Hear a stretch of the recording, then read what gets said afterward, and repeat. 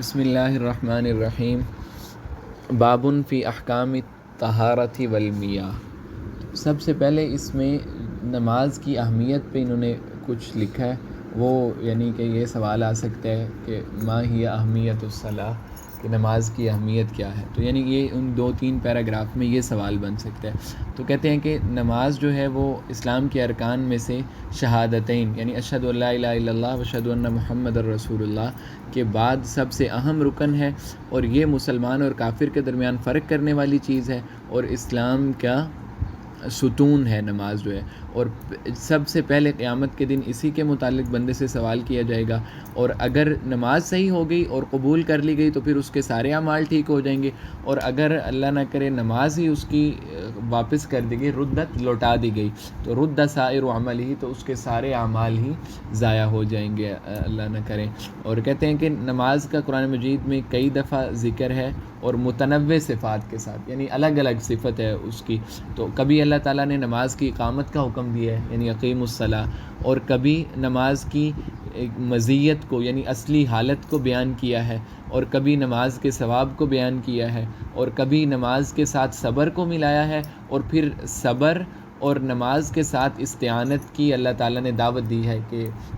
یعنی یا ایھا الذین آمنوا استعینوا بالصبر والصلاۃ، کہ اے ایمان والو صبر اور نماز سے اللہ تعالیٰ سے مدد حاصل کرو۔ تو یعنی یہ مختلف صفات سے مختلف انداز سے قرآن مجید میں نماز کا ذکر ہے۔ تو پھر کہتے ہیں کہ نماز کو اللہ کے نبی کی آنکھوں کی ٹھنڈک قرار دیا گیا اس دنیا میں، اور یہ نبیوں کا شعار ہے، صلحاء کا، اور نماز جو ہے وہ بندے اور اللہ کے درمیان واسطہ ہے، اور نماز برائیوں سے روکتی ہے۔ یعنی اس میں سے اب یہ ہے کہ ظاہر ہے اگر ہم 3-4 دفعہ اس کو پڑھیں گے تو کچھ 2-4 جو لائنیں ہیں وہ یاد رہ جائیں گی، تو پھر انشاءاللہ کافی ہو جائے گا۔ تو پھر کہتے ہیں کہ جو نماز جو ہے وہ طہارت کے بغیر صحیح نہیں ہوتی، تو حدث سے نجس سے جتنا انسان قادر ہو، تو کانت مادۃ التطہر ہی الماء، تو جو پھر جو مادہ ہے تطہر کا، اب یعنی اس کی طرف تمہید آ رہے ہیں، کیونکہ نماز اسلام کے احکام میں سے سب سے اہم رکن ہے، اور نماز جو ہے وہ طہارت کے بغیر صحیح نہیں ہوتی، تو نماز کو مقدم ہونا چاہیے تھا، لیکن نماز سے بھی مقدم طہارت ہے، تو اس وجہ سے طہارت کو مقدم کر رہے ہیں۔ تو سار الفقہاء یبدؤون بکتاب الطہارہ، تو یہ فقہاء اس وجہ سے کتاب الطہارت سے شروع کرتے ہیں، اس لیے کہ نماز چونکہ شہادتین کے بعد مقدم ہے بقیہ ارکان اسلام پر، تو لہٰذا اس کے مقدمات کی جو تقدیم ہے ان کو مناسب سمجھا، اور اس میں طہارت ہے۔ اور یہ حدیث پھر آ جائے گی کہ مفتاح الصلاۃ الطہور، کہ نماز کی جو چابی ہے، کھولنے کی چیز ہے، وہ طہارت ہے، اور کہتے ہیں کہ گویا کہ حدث جو ہے وہ نماز میں انسان کو داخل نہیں ہونے دیتا، تو گویا کہ حدث نماز کے لیے تالے کی مانند ہے، اور اس کو کھولنا ہو تو پھر ہمیں وضو کرنا پڑے گا، طہارت حاصل کرنا پڑے گی۔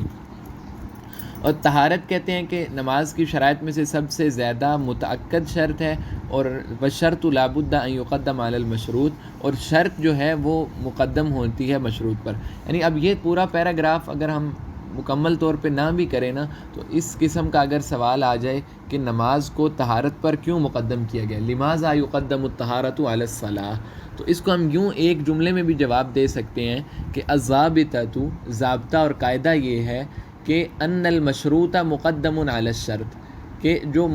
شرط ہے، یعنی ان الشرط مقدم علی المشروط، شرط مشروط پر مقدم ہوتی ہے، تو لہٰذا طہارت شرط ہے تو یہ قاعدے کے لحاظ سے مقدم ہونی چاہیے، تو پھر یہ بھی ایک جواب ہو سکتا ہے۔ اس کے بعد یہ اہم ہے کہ طہارت کا لغوی اور اصطلاحی معنی، شارٹ سوال میں یہ آ سکتا ہے کہ طہارت کا لغوی معنی ہے نظافت، اور اقذار حسیہ اور معنویہ، اقذار کہتے ہیں گندگیوں کو، یعنی حسی اور معنوی گندگیوں سے براءت حاصل کرنا، نزاہت حاصل کرنا، اور شرعی طور پہ طہارت کا معنی ہے ارتفاع الحدث، حدث کو ختم کرنا، وزوال النجس، اور نجس کو دور کرنا۔ نجس سمجھتے ہیں نا، مطلب کہ جو گندگی ظاہری طور پہ انسان کے کپڑوں پہ لگی ہے اس کو دور کرنا یا بدن پہ ہے، اور حدث کا معنی کہ جو باطنی طور پہ گندگی ہے وہ غسل کی چاہے صورت میں ہو چاہے وضو کی صورت میں ہو، اس کو دور کرنا۔ اور کہتے ہیں کہ اب جو ارتفاع حدث ہے وہ حاصل ہوتا ہے پانی کے استعمال کے ساتھ نیت ہونی چاہیے پورے بدن میں. اگر حدث اکبر ہو، حدث اکبر یعنی اگر غسل واجب ہوا ہو، اور صرف 4 اعضاء میں اگر حدث اصغر ہو. اور پھر اس کے بعد کہتے ہیں کہ یہ آگے تیمم میں تفصیلاً آ جائے گا کہ اگر پانی نہ ہو تو پھر مٹی کے استعمال سے طہارت حاصل کی جاتی ہے. غرضنا الآن، کہتے ہیں اب ہماری غرض یہ ہے کہ پانی کی صفت کو بیان کرنا جس کے ذریعے طہارت حاصل ہوتی ہے، اور اس پانی کو بیان کرنا جس کے ذریعے طہارت حاصل نہیں ہو سکتی. اب یعنی اس باب میں بنیادی طور پہ یہ 4 سوال ہو سکتے ہیں. ایک، نماز کی اہمیت. نمبر 2 پہ کہ نماز کو مقدم کیوں کیا گیا طہارت کو. اور نمبر 3 پہ طہارت کا لغوی اور اصطلاحی معنی. اور نمبر 4 پہ یہ کہ کس پانی کے ساتھ طہارت حاصل ہو سکتی ہے، اور کون سا ایسا پانی ہے کہ جس کے ساتھ انسان طہارت اور پاکی حاصل نہیں کر سکتا.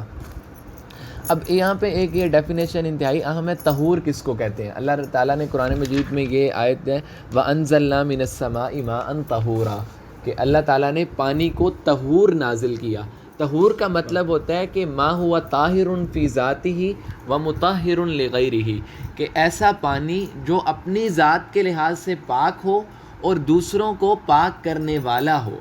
ٹھیک ہے، تو یہ پانی ہوتا ہے، یہ طہور اس کو کہتے ہیں. بعض پانی ایسا ہو جو اپنی ذات کے لحاظ سے پاک تو ہوتا ہے لیکن اس سے طہارت نہیں حاصل. مثال کے طور پہ آپ بالٹی آپ نے رکھی بھی ہے، اس میں وضو کر رہے ہیں، تو جو آپ کا استعمال شدہ پانی ہے وہ لگ کے بالٹی میں جا رہا ہے. اب وہ پاک تو ہے لیکن اس سے پاکی حاصل نہیں کی جا سکتی، اس لیے کہ وہ استعمال شدہ پانی ہے.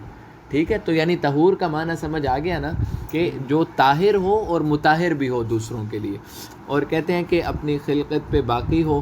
یعنی جس خلقت پہ اللہ تعالیٰ نے پانی کو پیدا کیا وہ اس کی کیا کیا صورت ہو سکتی ہے. آسمان سے نازل ہوا ہو جیسا کہ بارش، یا یعنی کہ سلوج اور برد. سلوج کہتے ہیں برف کو، اور برد یہ اولے وغیرہ، یعنی ان کا پگھلا ہوا پانی ہو، یا زمین میں جاری ہو جیسا کہ نہر اور چشموں وغیرہ کا پانی. او کانا مقطرن، یا فلٹر شدہ ہو، یعنی گندا پانی ہے کوئی آپ اس کو فلٹر کر لیں اس سے بھی. یہ اب ساری جو چیزیں ان سے طہارت حاصل ہو سکتی ہے. کہتے ہیں فہذا هو الذی یصح التطہر به من الحدث والنجاسہ، تو یہ وہ چیزیں ہیں جس کے ذریعے طہارت حاصل کی جا سکتی ہے حدث سے اور نجاست سے. اب یہاں پہ ایک اہم مسئلہ ہے، آگے پھر اینڈ پہ آ جائیں گے ہم خلاصہ دیکھ لیں گے کہ یعنی اگر وَإِن تَغَيَّرَ بِنَجَاسَةٍ، اگر کسی نجاست کے ذریعے، یعنی یوں یاد رکھیں کہ بنیادی طور پہ پانی کے جو 3 اوصاف ہوتے ہیں، ٹھیک ہے، رنگ، بو، ذائقہ، ٹھیک ہے، کلر، ٹیسٹ، اور اس کا اسمیل کہہ لو، آرڈر کہہ لو. تو اس میں اب یہ 3 اوصاف ذاتیہ ہوتے ہیں پانی کے. اب کوئی اگر نجاست گرتی ہے پانی میں، ٹھیک ہے، نجاست کی وجہ سے اگر پانی کے 3 اوصاف میں سے کوئی ایک وصف تبدیل ہو جائے تو پھر اس پانی سے علماء کا اتفاق ہے طہارت حاصل کرنا جائز نہیں ہے. ٹھیک ہے، اور اگر کسی پاک چیز سے پانی کے 3 اوصاف میں سے کوئی ایک بدل جاتا ہے، ٹھیک ہے، یعنی مثال کے طور پہ پانی میں کسی نے پیپسی ملا دی، پیپسی اب پاک ہے نا، لیکن پانی کم تھا، پیپسی جو ہے وہ اس نے پانی کا رنگ تبدیل کر دیا یا ذائقہ. اب اس میں اختلاف ہے، بعض علماء کہتے ہیں کہ اس سے طہارت حاصل ہو جاتی ہے، بعض کہتے ہیں نہیں ہوتی. تو یہ ان کے مطابق راجح قول یہی ہے کہ اس سے بھی طہارت حاصل ہو جاتی ہے، لیکن جب تک اس پہ پانی کا اسم باقی ہو.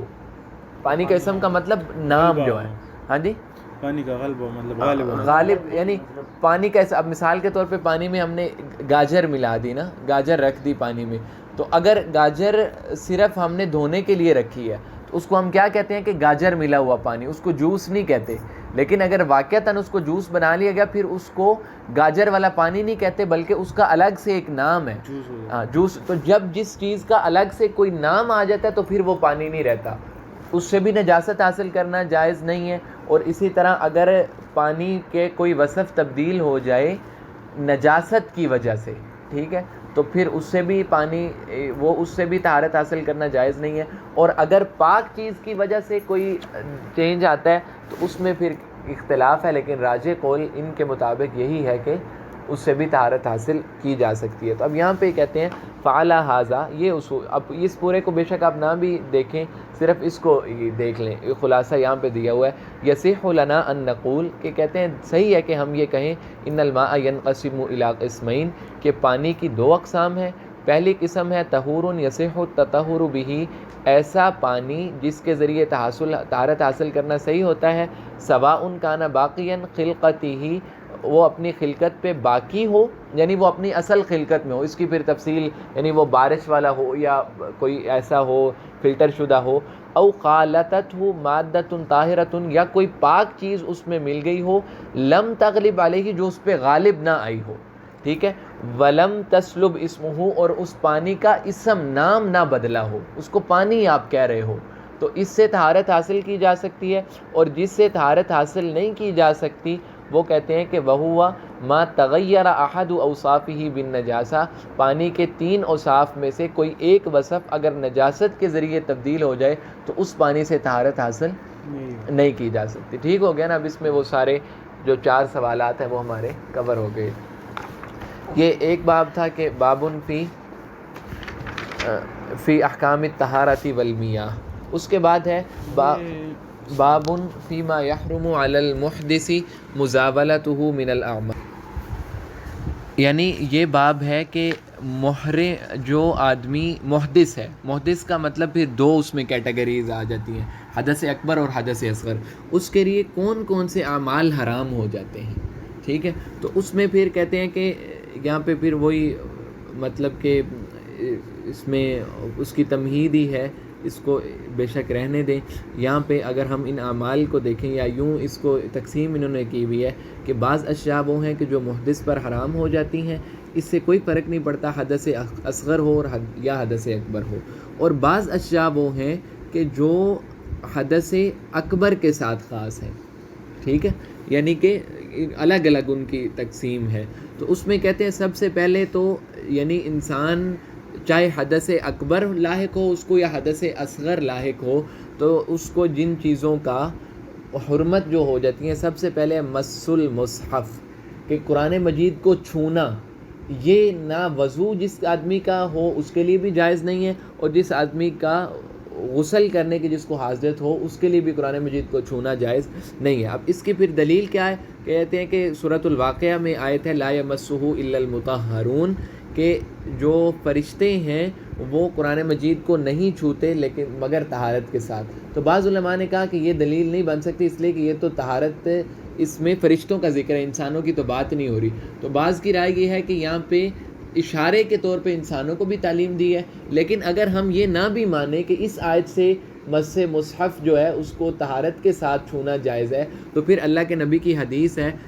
جو اللہ کے نبی نے اپنے خط میں لکھا تھا لا یمس القرآن الا طاہر، کہ قرآن کو نہ چھوئے لیکن وہی جو طاہر آدمی ہے۔ تو اگر یہ واضح نہ بھی ہو تو یہ واضح ہے، تو اس میں کسی کا کوئی اختلاف نہیں، یعنی یہ اجماع والی شرط ہے کہ اگر انسان کو حدث لاحق ہو تو وہ قرآن مجید کو چھو نہیں سکتا۔ پہلی آگے اب اس میں مس المصحف لکھنا ہے اور ساتھ میں دلیل لکھنی ہے اس کی کہ لا یمسہ الا المطہرون، اور اگر اس کو آپ افیکٹو نہیں مان رہے تو پھر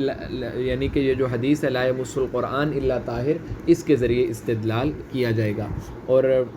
آگے پھر اس میں یعنی انہوں نے اس کی مزید تفصیل کی ہوئی ہے کہ ابن بحیرہ نے کہا ہے کہ تمام علماء کا اس پہ اجماع ہے کہ بغیر اس کے نہیں، اور آگے لیکن یہ ایک استثناء ہے کہ اگر کوئی آدمی مصحف کو غلاف میں یا کسی کپڑے وغیرہ میں کوئی کسی اور چیز میں رکھ کے اگر چھو لیتا ہے، یعنی قرآن کو ظاہری طور پہ ٹچ نہیں کر رہا، تو کہتے ہیں اس سے کوئی حرج نہیں ہے، اور بغیر وضو کے آدمی اس کو قرآن مجید کسی اور سے کہے کھول دے میں نے پڑھنا ہے تو پڑھ بھی سکتا ہے، یعنی صرف بغیر وضو کے چھو نہیں سکتا، ٹھیک ہے۔ اور نمبر 2 پہ ہے وَيَحْرُمُ عَلَى الْمُحْدِثِ الصَّلَاةُ فَرَضًا كَانَ أَوْ نَفْلًا، یعنی چاہے حدث اصغر ہو چاہے حدث اکبر ہو، نمبر 2 پہ جو چیز حرام ہوتی ہے وہ نماز ہے، کسی قسم کی انسان نماز نہیں پڑھ سکتا۔ اور اب اس کی کیا دلیل ہے؟ کہتے ہیں یہ بھی علماء کا اجماع ہے یا ایھا الذین آمنوا اذا قمتم الی الصلاۃ فاغسلوا وجوہکم، کہ اللہ تعالیٰ نے واضح طور پہ کہہ دیا کہ جب تم نماز کے لیے کھڑے ہو تو اپنے یہ جو 4 اعضاء ہیں، وضو والی جو آیت ہے ان کو دھونا تمہارے لیے ضروری ہے۔ تو اس میں کوئی تعین نہیں ہے کہ نفل کے لیے دھونا ضروری نہیں ہے یا فرض کے لیے ضروری ہے، تو لہٰذا ہر قسم کی نماز کے لیے انسان کا طہارت حاصل کرنا جائز ہے۔ اور اسی طرح ایک حدیث بھی لا يقبل اللہ الصلاۃ بغیر طہور کہ اللہ تعالیٰ بغیر طہارت کے نماز کو قبول نہیں فرماتے. اور یہ حدیث کہ لا يقبل اللہ صلاۃ احدکم اذا احدث حتى يتوضا، اللہ تم میں سے کسی کی نماز کو قبول نہیں فرماتے جب وہ حادث ہو یہاں تک کہ وہ وضو کر لے. اب ضروری نہیں ساری یاد کریں، بس وہ قرآن مجید کی آیت ایک یاد ہو جائے وہ بھی کافی ہے. اور پھر کہتے ہیں کہ اس میں کوئی فرق نہیں ہے انسان جاہل ہو، عالم ہو یا ناسی ہو، بھول کے کرے یا جان بوجھ کے کرے. یعنی کسی نے اگر بھول کے بھی بغیر وضو کے نماز پڑھ لی تو نماز ادا نہیں ہوگی. یعنی اس میں عالم جاہل سب برابر ہیں، یہ بنیادی شرط ہے. اور اس کے بعد نمبر 3 پہ ہے کہ یحرم علی المحدث الطواف بالبیت العتیق، بیت اللہ کا جو طواف ہے وہ انسان بغیر طہارت کے نہیں کر سکتا. اس کی کیا دلیل ہے کہ اللہ کے نبی کا فرمان ہے کہ الطواف بالبیت صلاۃ، کہ بیت اللہ کا جو طواف ہے وہ نماز ہی ہے. لیکن یہ کہ اللہ تعالیٰ نے نماز میں کلام کو ممنوع کیا ہے، لیکن طواف کے درمیان انسان کلام بھی کر سکتا ہے. تو جب نماز کے لیے وضو ضروری ہے تو لہٰذا طواف کے لیے بھی ضروری ہوگا، اس لیے کہ اللہ کے نبی فرما رہے ہیں کہ جو طواف ہے وہ نماز کی طرح ہے. ٹھیک ہے، تو اس کے بعد ہے کہ یعنی یہ پھر اس کی اور دی ہوئی ہے دلیل کہ یا ایھا الذین آمنوا لا تقربوا الصلاۃ وانتم سکارى حتى تعلموا ما تقولون ولا جنبا الا عابری سبیل. تو یعنی اس کو نہ بھی دیکھیں تو یہ جو ہم نے پڑھ لیا، یعنی کہ 3 چیزیں ہیں جو انسان مس مصحف نمبر 2 پہ کہ نماز نہیں پڑھ سکتا بغیر وضو کے، اور نمبر 3 پہ بیت اللہ کا طواف نہیں کر سکتا. اور اس میں یعنی یہ جو 3 ہیں ان میں کوئی شرط نہیں ہے، چاہے وہ وضو نہ ہو چاہے غسل نہ ہو، تینوں کام نہیں کر سکتا. اس کے بعد ہے کہ وَأَمَّا الْأَشْيَاءُ الَّتِي تَحْرُمُ عَلَى الْمُحْدِثِ حَدَثًا أَكْبَرَ خاصةً، یعنی بعض اشیاء وہ ہیں جو وضو نہ ہو تو انسان کر سکتا ہے لیکن غسل کے وجوب کی حالت میں نہیں کر سکتا. ٹھیک ہے، اب ان کا ذکر کر رہے ہیں. تو سب سے پہلے ہے کہ قرآن مجید کی تلاوت، قرآن مجید کو پڑھنا. اب بغیر وضو کے انسان بغیر چھوئے پڑھ تو سکتا ہے، لیکن اگر غسل فرض ہوا ہے تو پھر پڑھ بھی نہیں سکتا. تو اسی کی علی رضی اللہ عنہ کی حدیث ہے لا يحجبه عن القرآن شیء، اللہ کے نبی کو کوئی بھی چیز نماز سے نہ روک سکتی تھی نہ چھپا سکتی تھی. یعنی ہر حالت میں اللہ کے نبی نماز نہیں قرآن پڑھتے تھے. لیس الجنابہ، لیکن جنابت ایک ایسی چیز ہے کہ جو روک دیتی تھی. یہ ترمذی کی روایت ہے. اور ایک اور حدیث میں یقرؤون القرآن، اللہ کے نبی ہم میں قرآن پڑھایا کرتے تھے ما لم یکن جنبا، جب تک کہ آپ حالت جنابت میں نہ ہوتے. تو اس کا مطلب ہے کہ جو حالت جنابت میں انسان ہے وہ قرآن مجید کو پڑھ بھی نہیں سکتا، چھونا تو اس سے اگلا درجہ ہے. تو یہ اس پہ دلالت کر رہا ہے. اور اسی طرح کہتے ہیں کہ بعض علماء نے جو جنبی ہے، یعنی چاہے مرد ہو چاہے عورت ہو، جنابت لائق ہوئی ہے قرآن نہیں پڑھ سکتا. لیکن اگر کوئی خاتون ہے اس کو حیض کی کیفیت ہے، مینسز آئے ہوئے ہیں اس کو، تو اب ابن تیمیہ وغیرہ کی رائے یہ ہے کہ سارے علماء اس کی اجازت نہیں دیتے کہ اگر خاتون کو قرآن مجید بھولنے کا خطرہ ہو، مثلا بچی ہے اگر چھوٹی وہ حفظ کر رہی ہے یعنی 15 16 17 سال کی، تو اب اگر وہ اپنے ہر ماہ 10 دن قرآن مجید نہیں پڑھے گی تو وہ تو یاد ہی نہیں کر سکتی. تو اس میں بعض کہتے ہیں کہ اس کو شیخ ابن تیمیہ کی رائے ہے کہ اس کو اجازت دی جا سکتی ہے. اور پھر بعض کی رائے یہ بھی ہے کہ اگر انسان، اس میں ائمہ حنفیہ بھی ہیں کہ انسان قرآن کو تلاوت کی غرض سے تو نہیں پڑھا بلکہ ذکر کی غرض سے پڑھتا ہے. مثلا الحمدللہ رب العالمین یہ آیت پڑھا ہے بطور تلاوت نہیں بطور ذکر پڑھا ہے، تو وہ بھی حالت جنابت میں پڑھ سکتا ہے. ٹھیک ہے، بطور ذکر کا مطلب یہ ہے کہ تلاوت کا مقصد تو یہ ہوتا ہے نا کہ انسان قرآن مجید کی تلاوت کر رہا ہے، کوئی کسی خاص آیت سے استدلال کرنا ہے یا کوئی اور اس کے اپنے مقاصد ہیں. لیکن ایک انسان ویسے ذکر کے طور پہ پڑھتا ہے، جیسے ہم سبحان اللہ پڑھ لیتے ہیں، الحمدللہ پڑھ لیتے ہیں، استغفر اللہ پڑھ لیتے ہیں. تو اب ایسے ہی قرآن کی کوئی آیت بطور ذکر جیسے سبحان اللہ پڑھا ہے تو اس کی اجازت ہے. ٹھیک ہے. اور اس کے بعد کہتے ہیں کہ جو حدث اکبر کے ذریعے دوسری جو چیز انسان پہ حرام ہوتی ہے، اور حدث اکبر میں یہ ساری چیزیں آ جاتی ہیں. یعنی حدث اکبر ایک حالت جنابت ہوتی ہے، ایک حیض ہے، ایک نفاس ہے، یہ خاتون کے لیے یہ حدث اکبر میں آ جاتی ہیں. اللبس فی المسجد بغیر وضو، یعنی کہ انسان جو مسجد میں ٹھہر نہیں سکتا، ٹھیک ہے، اور یہ حنابلہ کی رائے ہے کہ ٹھہر نہیں سکتا، احناف کا کہنا یہ ہے کہ جا بھی نہیں سکتا۔ حنابلہ یہ کہتے ہیں کہ اگر ایک انسان کو حالت جنابت لاحق ہوئی، اب وہ مسجد جا نہیں سکتا، یعنی مسجد میں رک نہیں سکتا، بعض اوقات مجبوری ہوتی ہے، مسجد سے گزرنا پڑ جاتا ہے، کوئی آدمی اعتکاف بیٹھا تھا، اس کو مسجد کے اندر ہی احتلام ہو گیا، اب تو مجبوری ہے نا جانا، یا اسی طرح کسی کے راستے میں مسجد پڑتی ہے، اس کے بغیر کوئی چارہ نہیں ہے، تو اس کے لیے بھی گزرنا لازم ہو جائے گا۔ لیکن یہ ان کی رائے یہ ہے کہ اگر انسان کو حالت جنابت لاحق ہو اور وہ وضو کر کے مسجد میں چلا جائے کچھ ٹائم کے لیے، یا مجبوری ہو جانا، تو وہ جا سکتا ہے، ٹھیک ہے۔ تو یہی اس کو ذکر کر رہے ہیں کہ اللبس فی المسجد بغیر وضو، یعنی کہ وضو کے بغیر مسجد میں ٹھہر نہیں سکتا۔ حنابلہ کے مطابق اگر وضو ہو تو پھر ٹھہر سکتا ہے، ٹھیک ہے۔ یہ جو کتاب کے مصنف ہے یہ حنبلی عالم ہے، ٹھیک ہے۔ تو اور اس کی پھر دلیل یہ دے رہے ہیں کہ یا ایھا الذین آمنوا لا تقربوا الصلاۃ، اور اس کے بعد یہ ہے کہ ولا جنبا، اور حالت جنابت میں بھی نماز کے قریب نہ جاؤ، الا عابری سبیل، یہاں تک کہ یعنی کوئی راستے کی گزرگاہ کے طور پہ ہو تو پھر وہ ایک الگ بات ہے، اس میں انسان کو جانا مجبوری ہوتی ہے، حتیٰ تغتسلوا، یہاں تک کہ تم غسل کر لو۔ تو اب ایک اور حدیث کا اس سے حوالہ دے رہے ہیں، لا احل المسجد لحائض ولا جنب، کہ میں حائض اور جنبی جو خاتون ہے اس کے لیے مسجد کو حلال نہیں قرار دیتا۔ تو کہتے ہیں اب یہ تھوڑی سی تفصیل ہے کہ جب انسان وضو کر لے حدث اکبر سے تو اس کے لیے مسجد میں ٹھہرنا ٹھیک ہو جاتا ہے، اس لیے کہ عطا جو ہیں یہ تابعی ہیں، وہ کہتے ہیں کہ میں نے اللہ کے نبی کے صحابہ کو دیکھا کہ وہ مسجد میں بیٹھا کرتے تھے، وہم مجنبون، اور ان کو جنابت لاحق ہوتی تھی جب وہ وضو کر کے، یعنی وضو کر کے مسجد میں بیٹھ جایا کرتے تھے۔ والحکمۃ من ھذا الوضوء تخفیف الجنایہ، اور یہ جو وضو ہے ظاہر ہے آپ کو حالت جنابت لاحق ہے، آپ نے وضو کر لیا، آپ کوئی کام تو نہیں، نماز تو نہیں پڑھ سکتے، اس لیے کہ آپ کی بڑی طہارت ہی ختم ہوئی ہوئی ہے، لیکن اس سے یہ ہے کہ وہ جو جنابت ہے اس میں جنایت میں تھوڑی سی کمی آ جاتی ہے، تو اس وجہ سے وہ کہہ رہے ہیں۔ اور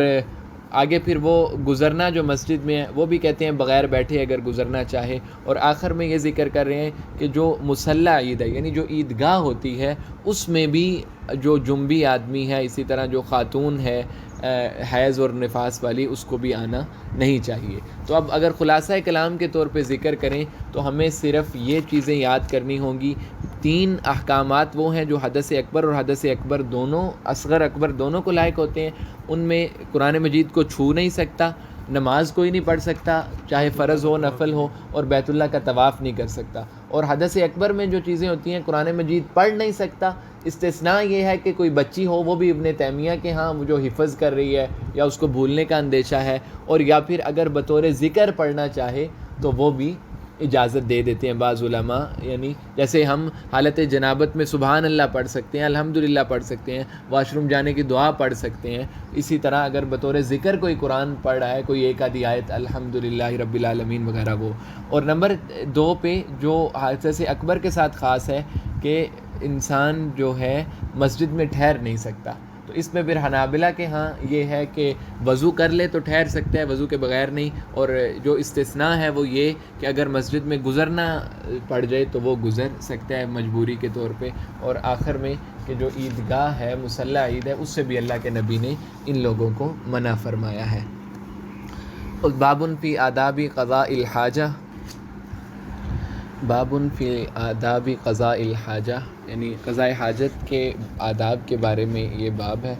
اور اس میں شروع میں تمہید وغیرہ زیادہ انہوں نے دی ہوئی ہے کہ ہمارا مکمل دین ہے، اور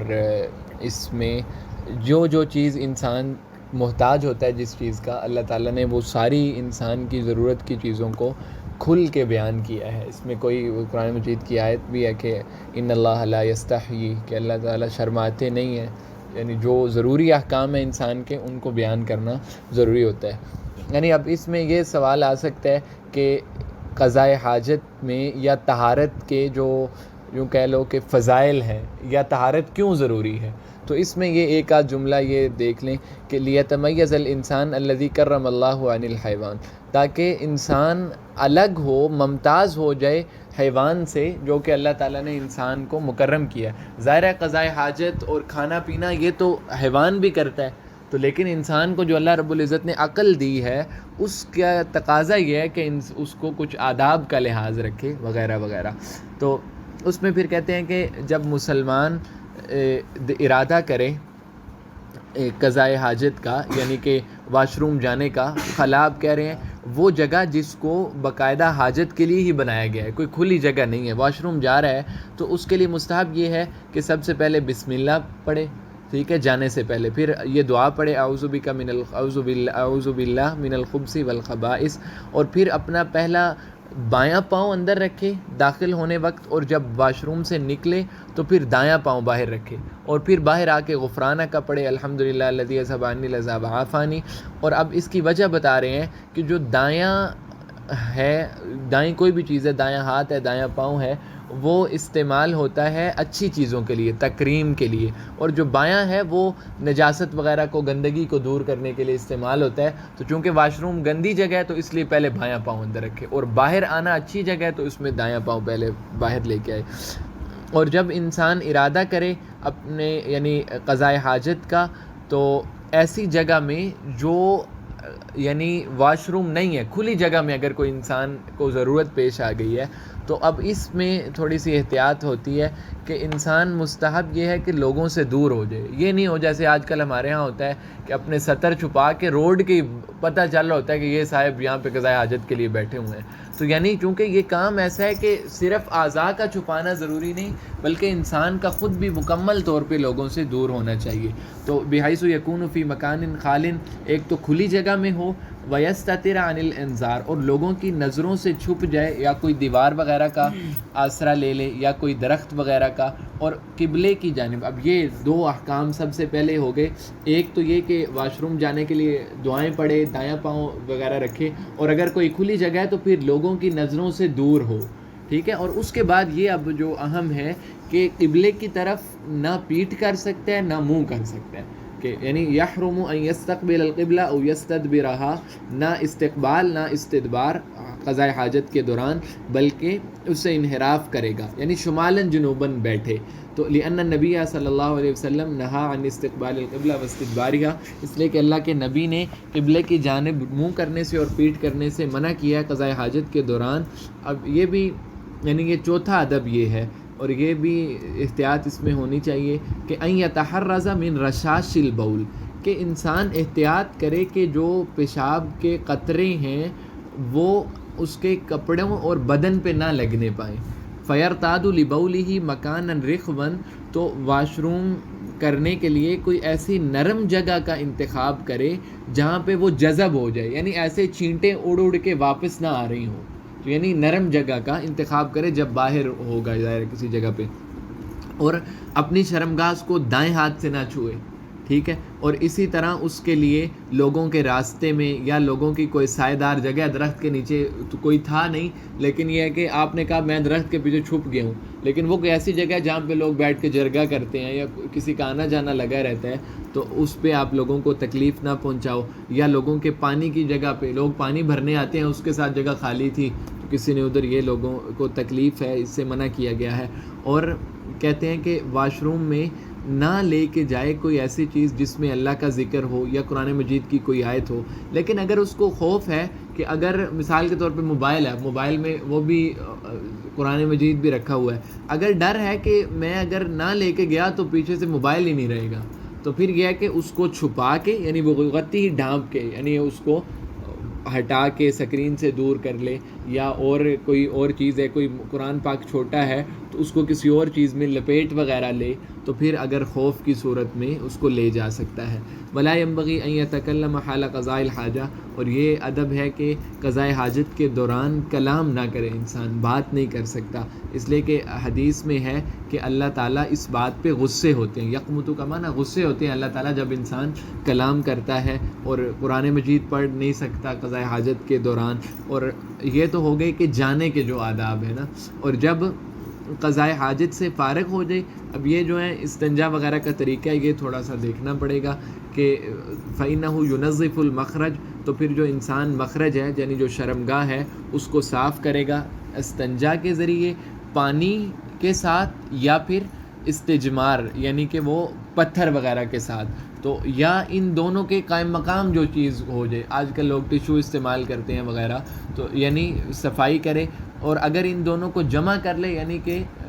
ٹیشو بھی استعمال کرے اور بعد میں پانی بھی کر لے، یا ڈھیلے استعمال کے بعد پانی کر لے، تو ان کو جمع کرنا افضل ہے، اور اگر ایک بھی کر لے تو وہ کافی ہے۔ تو کہتے ہیں کہ اور جو استجمار ہے، یعنی کہ پانی کے علاوہ اگر استنجا کرے گا تو وہ پتھر کے ساتھ ہوگا، یا جو اس کے قائم مقام ہو، کوئی درخت کا پتا ہے سخت قسم کا، یا کوئی ایسی چیز ہے جو مخرج کو صاف کر سکتی ہے اور اس کو بالکل ینقی و ینشف ہو، یعنی بالکل پاکیزہ کر سکتی ہے۔ یہ نہ ہو کہ کوئی ایسی چیز لے لے کہ اس کے ساتھ جو ہے وہ نجاست اور پھیل جاتی ہے۔ مثلا کوئی کپڑا اس طرح کا ہے، ریشمی کپڑا ہے مثال کے طور پہ، اب ریشمی کپڑا جو ہے وہ چیز کو جذب کرنے کی صلاحیت نہیں رکھتا، تو اس لیے، اور کہتے ہیں کہ اور اس میں 3 دفعہ کی شرط لگائی گئی ہے صاف کرنے کے لیے، یا اس سے زیادہ کی اگر ضرورت ہو، یعنی اس کا اصل دار و مدار ہے ضرورت پہ۔ تو اگر انسان کو یعنی صفائی کرنا ضروری ہے، وہ 3 دفعہ سے ہو تو 3 دفعہ، زیادہ کرنا پڑے تو زیادہ۔ ولا يجوز الاستجمار اب یہ اہم ہے کہ ہڈی کے ساتھ انسان کو کبھی استنجا نہیں کرنا چاہیے، اللہ کے نبی نے منع فرمایا ہے، اور یہ جو جنات وغیرہ کا لوگوں کو مسئلہ ہوتا ہے وہ بھی اسی سے ہی زیادہ ہوتا ہے، اس لیے کہ اللہ کے نبی کا فرمان ہے کہ یہ جو ہڈیاں وغیرہ ہوتی ہیں یہ جنات کا کھانا ہوتا ہے، تو اگر اس سے استنجا کرتے ہیں تو وہ گویا کہ ان کو تکلیف پہنچانے والی بات ہوتی ہے۔ ورجیع الدواب بھی، اور جانوروں کا جو پخانہ وغیرہ، لید وغیرہ ہے، اس سے استنجا کرنا جائز نہیں، اس لیے کہ وہ تو خود ناپاک ہے تو وہ کیا پاک کرے گا۔ اور وعلیہ ان یزیل اثر الخارج وینشفہ لئلا یبقى شیء من النجاسہ علی جسدہ، یعنی اس کو صاف کرے اچھی طرح۔ تو اب یہاں پہ ایک پھر یہ اہم مسئلہ ہے کہ بعض فقہاء نے یہ شرط لگائی ہے کہ وضو سے پہلے استنجا کرنا ضروری ہے، ٹھیک ہے، وضو سے پہلے استنجا کر، لیکن کہتے ہیں یہ کوئی اس طرح درست بات نہیں ہے، اگر ضرورت ہو تو پھر ہے لابد ان یسبقہ فلو توضأ قبل، اس کا وضو ٹھیک نہیں ہے، کیونکہ یہ مقداد رضی اللہ عنہ کی حدیث ہے، اور نبوی کہتے ہیں کہ سنت یہ ہے کہ استنجا کر رہے وضو سے پہلے تاکہ خلاف سے نکل جائے۔ باقی اس کے بعد پھر یہاں پہ یہ یہاں تک احکام ہو گئے سارے، یہاں سے شروع میں یہ تھا کہ یعنی جو آداب ہیں کہ دایاں پاؤں کا لحاظ کرنا،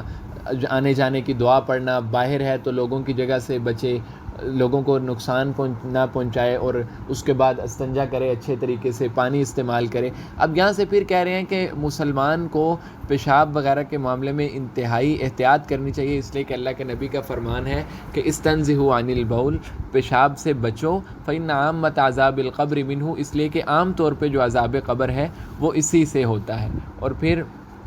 یہ بھی ایک حدیث زائد کے طور پہ ذکر کر رہے ہیں کہ وہ اللہ کے نبی نے لوگوں کو فجر کی نماز پڑھائی اور اس میں سورہ روم کی تلاوت کی، فأوہما، تو اللہ کے نبی کو اس میں یعنی غلطی لگ گئی، تو پھر جب فلما انصرف، پھر جب اللہ کے نبی نے سلام پھیرا تو فرمایا کہ قرآن مجید ہم پہ جو ملتبس ہو جاتا ہے، ملتبس مطلب کہ آگے پیچھے جو ہم سے ہو رہا ہے، اس کی وجہ یہ ہے کہ تم میں سے بعض لوگ جو ہے نماز تو پڑھے لیکن انہوں نے اچھے سے وضو نہیں کیا، تو جو نماز پڑھے وہ اچھے سے وضو کر کے آئے، یعنی وضو نہ ہونے کی وجہ سے ایک مانوی طور پہ گویا کہ نحوست کی وجہ سے وہ غلطی لگ گئی۔ تو یہ اللہ کے نبی کا یعنی کہنے کا مطلب یہ ہے کہ طہارت اتنی ضروری چیز ہے کہ اس کے نماز پہ بھی اثرات واضح طور پہ پڑتے ہیں، اگرچہ فرض پورے ہوئے ہوں لیکن وہ اس میں پورا خیال نہ کیا گیا ہو۔ تو اسی طرح ایک اور یہ جو فیہ رجال یحبون ان یتطہروا، کہ بعض لوگ ایسے ہیں کہ جو اللہ تعالیٰ ان کو پسند کرتے ہیں، یعنی جو طہارت کو بہت زیادہ پسند کرتے ہیں اور اللہ طہارت کرنے والوں کو پسند کرتے ہیں۔ تو جب ان سے پوچھا گیا کہ آپ لوگوں کو کیوں اللہ تعالیٰ نے تعریف کی ہے اہل قباء کے بارے میں، تو انہوں نے کہا کہ ہم استنجا کے لیے جو پانی بھی استعمال کرتے ہیں، پانی کے ساتھ ساتھ جو پتھر وغیرہ وہ بھی استعمال کرتے ہیں، یعنی پاکی کا زیادہ اہتمام کرتے ہیں، تو اللہ کو ان کی یہ بات پسند آئی۔ تو بس باقی اس میں زائد ہے، یہی بنیادی اس میں یہی احکام ہے کہ ایک تو یہ جو اس میں یہ چیزیں ہیں۔ بابن فی احکام الوضو، وضو کے احکام کے بارے میں یہ باب ہے۔ تو وضو کے لیے نا صرف انسان یہ ایک آیت یاد کر لینا تو آدھے سے زیادہ مسائل اس کے ویسے ہی حل ہو جاتے ہیں۔ تو اذا قمتم الی الصلاۃ فاغسلوا وجوہکم، اپنے چہرے کو دھو، وایدیکم الی المرافق، اور اپنے ہاتھوں کو کوہنیوں سمیت دھونا، اور وامسحوا برؤوسکم، سر کا مسح، اور پاؤں کو دھونا کعبین، یہ ٹخنے تک، ٹھیک ہے۔ تو یعنی یہ وضو کے 4 جو فرائض ہیں وہ اللہ تعالیٰ نے اس میں بیان کیے ہوئے ہیں۔ تو یہ کہتے ہیں یہ جو آیت ہے یہ وضو کو واجب کرتی ہے اور بیان کرتی ہے۔ اور اب وضو کے اس طرح بعض شروط ہیں، فرائض ہیں اور بعض پھر سنن ہیں۔ شرط کا مطلب یہ ہوتا ہے کہ جن کے بغیر وضو کرنے کی انسان میں صلاحیت نہیں ہوتی۔ مثال کے طور پہ ایک آدمی ویسے ہی اس کو نجاست لاحق ہوئی ہے، اب وہ وضو کرے اس کو یعنی ٹھنڈک تو حاصل ہو جائے گی یا اس کے اعضاء والے صاف تو ہو جائیں گے، لیکن جو وضو سے مراد ہوتا ہے وہ تو حاصل نہیں ہو سکتا، اس لیے کہ اس کو پہلے ہی حدث لاحق ہوا ہے۔ اسی طرح اور سنن کا مطلب یہ ہوتا ہے کہ جو چیزیں جن کے بغیر وضو ہو تو گیا لیکن مکمل نہیں ہوتا اس کو ان کا خیال کرنا۔ تو یعنی اب اس میں 3 چیزیں آئیں گی، وضو کی شرطیں اور وضو کے فرائض اور وضو کی سنتیں، اور شروط کہتے ہیں 8 ہیں۔ سب سے پہلے کیا ہے، انسان کا مسلمان ہونا ضروری ہے، کافر کا کوئی اس انداز سے وضو نہیں ہے، یعنی ظاہری پاکی تو حاصل ہوتی ہے لیکن وضو ہماری مراد تو معنوی ہوتی ہے نا، یعنی کہ انسان کو نماز کا اہل ہو جانا وغیرہ وغیرہ۔ نمبر 2 پہ عاقل انسان ہونا چاہیے، تمییز ہونی چاہیے۔ تمییز کا مطلب ہے کہ بچہ نہ ہو، ٹھیک ہے، نیت ہو، یعنی فلا یصح الوضوء من کافرین، کافر کا وضو نہیں صحیح ہوتا، نہ مجنون کا ٹھیک ہوتا ہے، نہ چھوٹے بچے کا جو تمییز نہیں کر سکتا، ولا ممن ینوی الوضوء، نہ ہی اس کا جو وضو کی نیت نہ کرے، یعنی ایک انسان ہے اس نے یہ نیت کی ہے کہ میں ٹھنڈک کے لیے حاصل کروں، یعنی ویسے ہی منہ وغیرہ دھو لیا، ساتھ ہاتھ پاؤں بھی دھو لیے، یا اب اس لیے دھو رہا ہے کہ وہ اپنے نجاست کوئی لگی ہوئی ہے اس کو زائل کرنا چاہتا ہے، کوئی گندگی کو، تو یہ ان کی رائے ہے کہ وضو نہیں ہوگا۔ احناف کے نزدیک وضو کے لیے نیت ضروری نہیں ہے، اس لیے کہ احناف کی رائے یہ ہے کہ جو عبادات ہوتی ہیں نا، بنیادی عبادات، ان میں نیت ضروری ہوتی ہے، ٹھیک ہے۔ اب یعنی وضو کوئی بنیادی عبادت اپنی ذات کے لحاظ سے نہیں ہے بلکہ دوسری عبادتوں کے لیے شرط ہے، یعنی مفتاح ہے نا، ٹھیک ہے۔ تو اب ہمارے ہاں احناف کے ہاں اگر آپ ایسے ہی چلتے جا رہے تھے، راستے میں کوئی نہر ہے، آپ نے کہا میں اس میں گرمی بہت لگی ہوئی ہے میں نے غوطہ لگایا، تو آپ کی بالکل نیت نہ ہو پھر بھی آپ کا وضو ہو جائے گا، ٹھیک ہے۔ لیکن یہ ان کے ہاں یہ کہتے ہیں کہ وضو کیونکہ باقی جیسے عبادات ہیں، نماز نیت کے بغیر ٹھیک نہیں ہوتی تو وضو بھی نیت کے بغیر ٹھیک نہیں ہوتا۔ تو یعنی یہ لیکن تھوڑا سا اس میں پھر سختی آ جاتی ہے اس مسئلے میں، ہمارے ہاں اکثر یہ ہو جاتا ہے کہ لوگ غسل کر لیا، غسل کے بعد خیال آیا کہ جی وہ میں نماز پڑھنی ہے، وضو ہو گیا کہ نہیں ہو گیا، اکثر لوگ پوچھتے رہتے ہیں نا یہ، تو احناف کے ہاں ضرورت نہیں ہے، وضو ہو جاتا ہے بغیر نیت کے بھی، ٹھیک ہے، لیکن یہ کہ ان کے ہاں نیت ضروری ہے۔ اور اس کے بعد یہ تو ہو گئی شرطیں 4 بنیادی طور پہ نا، جو یعنی مسلمان ہو، بچہ نہ ہو، عاقل ہو اور نیت ہو، اور اس کے بعد یعنی چھوٹا بچہ لا یمیز، جو فرق نہیں کر سکتا، یعنی جس کو پاکی ناپاکی کی تمیز ہی نہیں ہے ابھی تک، اس کے لیے۔ اور ویشترط، اور وضو کے لیے شرط یہ ہے کہ پانی بھی پاک ہونا چاہیے، یعنی یہ نہ ہو کہ پانی ناپاک ہے اس سے وضو نہیں ہوگا۔ اور یہ بھی شرط ہے کہ پانی مباح ہو، یہ نہ ہو کہ کسی کا پانی چوری کر کے وضو کر رہا ہے، ٹھیک ہے، تو یہ ٹھیک نہیں ہے اس طرح سے وضو کرنا۔ یا پانی حاصل تو کیا ہے لیکن غیر شرعی طریقے سے، یا غصب شدہ پانی چھین کے کسی سے لایا ہوا ہے، یا کسی اور کا پانی بغیر اجازت کے استعمال کر رہا ہے، تو یہ بھی مناسب نہیں ہے۔ یعنی کہ وضو تو کرنا ہے کہ اللہ کی رضامندی کے لیے، تو ایک حکم کو چھوڑ کے دوسرے حکم کر رہے ہو تو یہ تو ایک غیر عقلی سی بات ہے۔ اور اس طرح وضو کے لیے یہ بھی شرط ہے کہ اس سے پہلے استنجا ہو اور استجمار ہو، یعنی اگر ضرورت ہے آپ کو تو اگر کوئی نجاست وغیرہ لگی ہے تو اس کو استنجا کر کے زائل کرنا ضروری ہے۔ اور نمبر 8 پہ شرط یہ ہے کہ اس چیز کو دور کرے جو پانی کے پہنچانے سے مانع ہوتی ہے۔ مثال کے طور پہ خواتین اکثر نیل پالش لگا لیتی ہیں، ٹھیک ہے، تو اب نیل پالش جو ہے اس کے ذریعے آپ کے ناخن تک پانی نہیں پہنچتا، ٹھیک ہے، تو اب پھر اس نیل پالش کو ہٹانا ضروری ہوتا ہے۔ اسی طرح لڑکوں کے ہوٹل والا بیچارہ، اس کے ہاتھ پہ کوئی آٹا لگ گیا، گوندا جو وہ آٹا ہوتا ہے، اب اس سے بھی پانی نیچے نہیں پہنچتا، یعنی کوئی بھی ایسی چیز ہے جس کے ذریعے پانی نہیں پہنچ رہا تو اس کو دور کرنا ضروری ہوتا ہے۔ تو یہ 8 وضو کی کیا ہوگی؟ شرائط ہوگی۔ اس کے بعد ہیں وضو کے فرض میں بھی انہوں نے تھوڑے سے زیادہ کیے ہوئے ہیں کہ ہمارے نزدیک سب سے پہلا کیا ہے، اسی آیت سے ابتدا کرو، یا ایھا الذین آمنوا اذا قمتم الی الصلاۃ فاغسلوا وجوہکم، اپنے چہرے کو دھو، تو پہلا فرض کیا ہو جائے گا؟ چہرہ دھونا، ٹھیک ہے۔ تو یہ کہتے ہیں لیکن جو کلی ہے اور اسی طرح ناک میں پانی ڈالنا ہے اس کا تعلق بھی چہرے کے ساتھ ہی ہے، تو لہٰذا یہ حنابلہ کے ہاں اگر کوئی آدمی کلی نہیں کر رہا، ناک میں پانی نہیں ڈال رہا تو اس کا وضو نہیں ہوگا۔ احناف کے ہاں یہ چہرے میں داخل نہیں ہے، کیونکہ منہ ایک الگ چیز ہے، ناک کا اندرونی حصہ ایک الگ چیز ہے، ٹھیک ہے. تو لہٰذا احناف کے ہاں اگر کوئی چہرہ دھو لیتا ہے، ہاتھ کلی نہیں کرتا اور اسی طرح ناک میں پانی نہیں ڈالتا تو بہتر نہیں ہے، کیونکہ اس نے سنت کی خلاف ورزی کی. لیکن یہ کہ وضو ہو جائے گا اگر کبھی ضرورت پیش آئے ایسی تو. لیکن ان کے ہاں حنابلہ کے ہاں غسل الوجہ بکامل ہی، مکمل طور پہ چہرے کو دھونا ضروری ہے، اور اس میں مزمزہ اور استنشاق بھی آ جائے گا. مزمزہ کلی کرنا، استنشاق ناک میں پانی ڈالنا، ٹھیک ہے. اور یہ دوسرا جو فرض ہے غسل کا وہ غسل الیدین مع المرفقین، کہ ہاتھ کو دھونا، یعنی ید عربی میں پورے اس کو کہتے ہیں، یہاں تک ہاتھ کو کہتے ہیں. تو مع المرفقین یہ کوہنیوں سمیت ہاتھ کو دھونا، دوسرا یہ ہوگا. اس کی دلیل کیا ہے؟ وَأَيْدِيَكُمْ إِلَى الْمَرَافِقِ، وہی آیت کا جو دوسرا حصہ ہے اس کا. اور اس کے بعد یہ ہے کہ نمبر 3 پہ جو ہے مسح الرأس کلہ، کہ پورے کے پورے سر کا مسح کرنا. اور اس میں سر میں یہ کہتے ہیں کہ اذنان بھی آتے ہیں، اس میں بھی اختلاف ہے. ہمارے نزدیک چوتھائی سر کا مسح ہوتا ہے، امام مالک رحمہ اللہ اور حنابلہ کے نزدیک پورے سر کا مسح کرنا ضروری ہوتا ہے. امام شافعی رحمہ اللہ فرماتے ہیں کہ اتنا سا بھی کر لیا نا، یعنی 3 بالوں کے برابر، پھر بھی ہو جاتا ہے، ٹھیک ہے. ہماری بھی دلیل میں وہ حدیث ہے کہ ایک صحابی کو اللہ کے ربی نے فرمایا کہ اپنی پیشانی کے بقدر مسح کرو نا، تو پیشانی جو ہے وہ سر کا چوتھائی حصہ بنتا ہے. تو ٹھیک ہے، تو اس میں بھی یعنی یہ کہہ رہے ہیں کہ پورے سر کا مسح کرنا. تو اس میں یعنی اگر اختلاف آپ لکھنا چاہیں تو لکھ سکتے ہیں، ٹھیک ہے. باقی یہ کہ کوئی اس میں اختلاف وغیرہ پوچھیں گے نہیں، بس یہی پوچھیں گے کہ وہ کیا ہے، سر کا مسح بس لکھ دیں. اور الاذنان من الرأس جو کان ہیں ان کا بھی لکھیں، لیکن کان کا مستحب ہے مسح کرنا احناف کے ہاں. اور چوتھے نمبر پہ جو وضو کی شرط ہے وہ پاؤں کو دھونا، یعنی شرط نہیں فرض جو ہے ٹخنوں سمیت. اور اس کی دلیل کیا ہے؟ وَأَرْجُلَكُمْ إِلَى الْكَعْبَيْنِ. اور نمبر 5 پہ انہوں نے جو وضو کے لیے شرط رکھی ہے، فرض رکھا ہے، وہ ترتیب ہے. یعنی کہ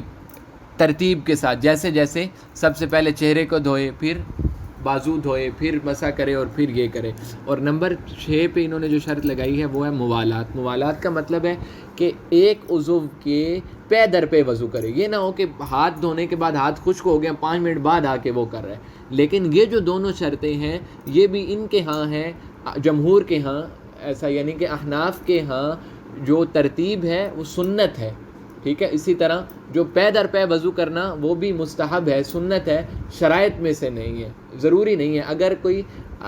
کبھی کسی کو ضرورت پیش آئے تو وہ ان کے خلاف بھی کر لے تو وضو فی نفس ہی ادا ہو جائے گا، ٹھیک ہے. یعنی ہمارے ہاں جو سنت ہے، وضو کی جو شرط ہیں، فرض ہیں، وہ صرف وہی 4 ہیں جو کتاب اللہ میں ذکر ہے. باقی جتنی چیزیں ہیں وہ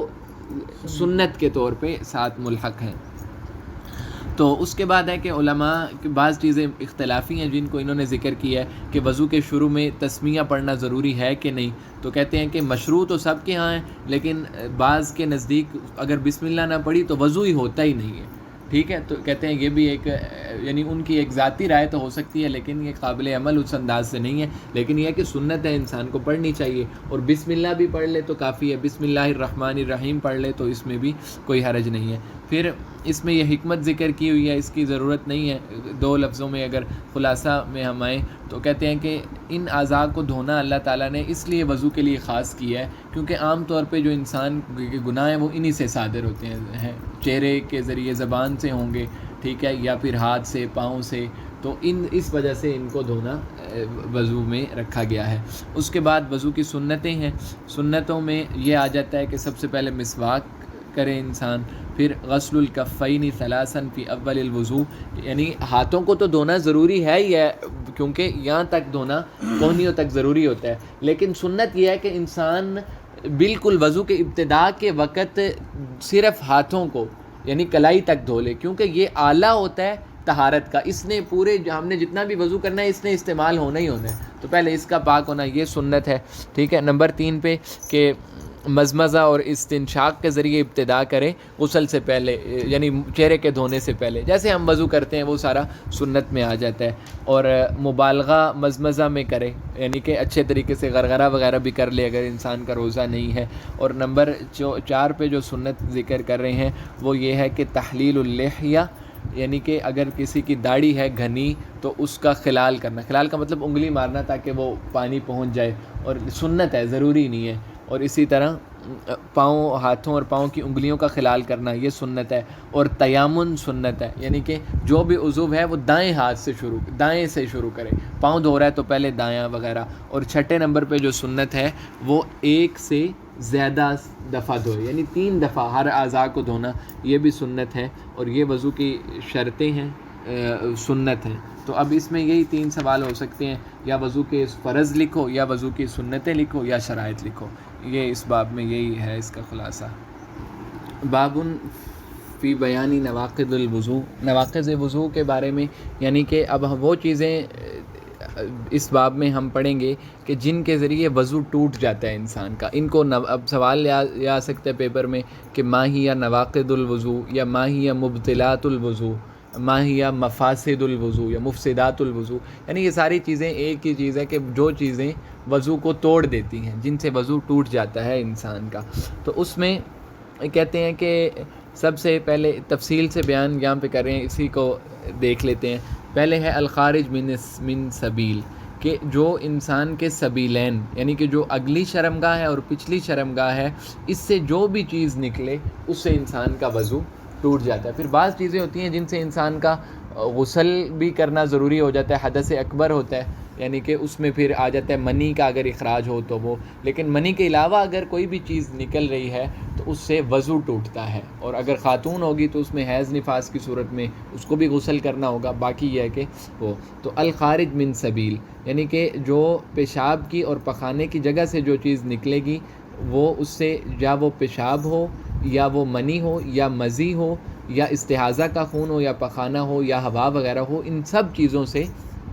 وہ لیتا ہے. اور اگر کہتے ہیں پھر یہ بتا رہے ہیں اگر جو چیز نکل رہی ہے وہ بول یا غائط، یعنی پیشاب پخانہ ہے، تو یہ وضو کے لیے ناقض ہے، یعنی اس سے انسان کو وضو کرنا ہوتا ہے، غسل نہیں کرنا ہوتا. اور اس کی دلیل کیا ہے؟ او جاء احد منکم من الغائط، یہ قرآن مجید کی آیت اس سے پتہ چل رہا ہے. یعنی او جاء احد منکم من الغائط، تم میں سے کوئی، غائط کا اصل معنی ہوتا ہے نشیبی جگہ سے. تو قرآن مجید میں کنایات استعمال ہوتے ہیں ان چیزوں کے لیے نا. تو یعنی کوئی تم میں سے قضائے حاجت سے فارغ ہو کے آئے تو اس کو وضو کرنا ہوگا، یعنی اس میں یہ چیز ذکر ہے. اور اگر منی ہو یا مزی ہو، ٹھیک ہے، تو وہ اس سے وضو ٹوٹ جاتا ہے حدیث کی دلالت کی وجہ سے، اور اس پہ اجماع بھی ہے. اور اسی طرح اگر استحاضہ کا خون ہے اور یہ دم فساد ہے، ٹھیک ہے، یعنی استحاضہ کا، یہ مینسز والا نہیں، مینسز والے خون کو دم الحیض کہتے ہیں، اس کے ذریعے تو انسان کو غسل کرنا پڑتا ہے. لیکن اگر استحاضہ کا خون ہے، استحاضہ کا خون وہ ہوتا ہے جو کسی کی یعنی خاتون کی وین وغیرہ سے آ جائے یا شرمگاہ سے آ جائے، اور جو حیض کا خون ہوتا ہے وہ اس کی، یعنی وہ جو رحم میں مادر ہوتا ہے، بچہ دانی ہوتا ہے، اس سے آ رہا ہوتا ہے. یہ فرق ہوتا ہے ان میں. تو استحاضہ کے خون کی وجہ سے غسل نہیں فرض ہوتا بلکہ وضو ضروری ہوتا ہے، ٹھیک ہے. تو اس کی دلیل یہ ہے کہ اللہ کے نبی نے حضرت فاطمہ بنت ابی حبیش رضی اللہ عنہ کو فرمایا استحاضہ کی صورت میں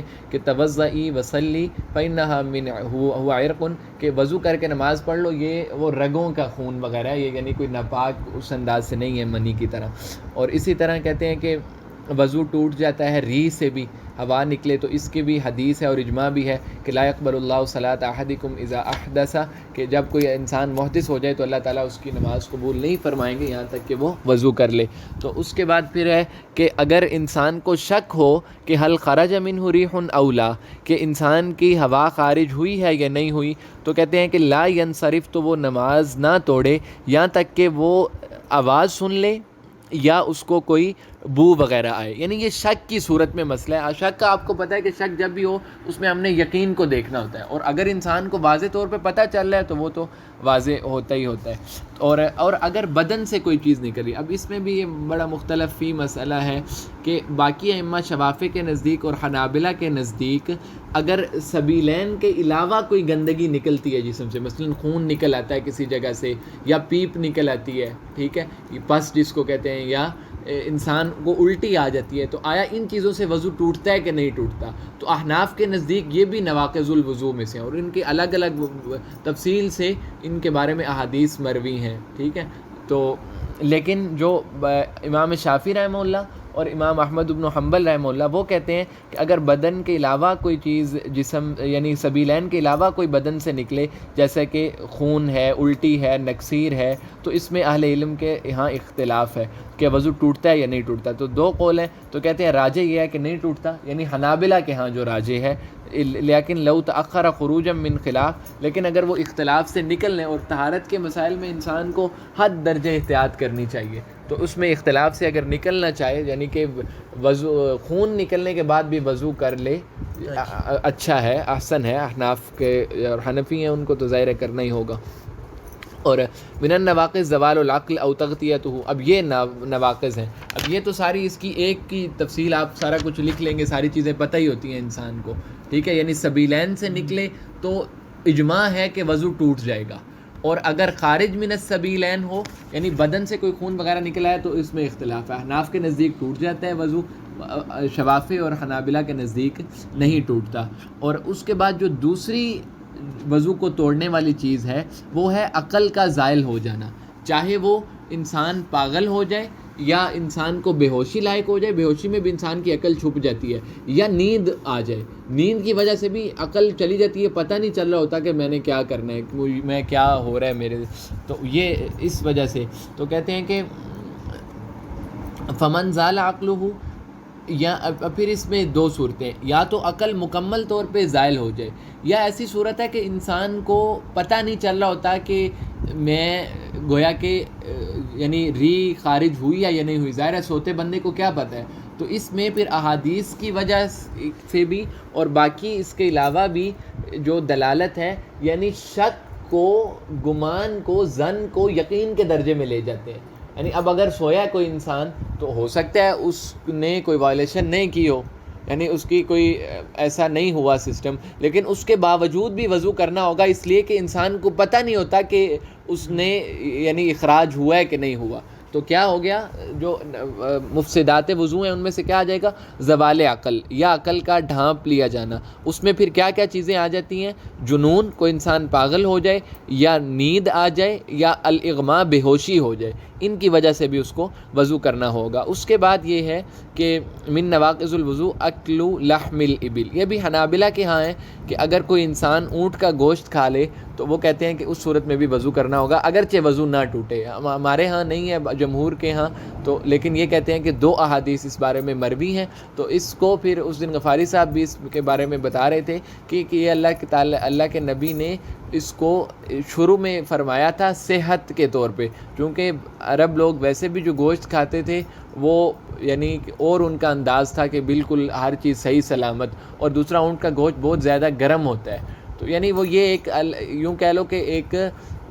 ترغیب کے طور پہ تھا، یا اس قسم کی کوئی تعویل کرنا ہوگی. لیکن یہ ہے کہ امام احمد بن حنبل رحمہ اللہ کے نزدیک اونٹ کا گوشت کھانے سے بھی وضو ٹوٹ جاتا ہے، اگرچہ ظاہری طور پہ نہ ٹوٹ رہا ہو. اور کہتے ہیں بعض اشیاء ایسی ہیں کہ جن کا علماء کے درمیان اختلاف ہے کہ ان سے وضو ٹوٹتا ہے کہ نہیں ٹوٹتا. تو کہتے ہیں اس میں مس الذکر، انسان اگر کوئی اپنے شرمگاہ کو چھو لے، اور اسی طرح خاتون کو شہوت کے ساتھ چھو لینا، اور میت کو غسل دینا، اور اسلام سے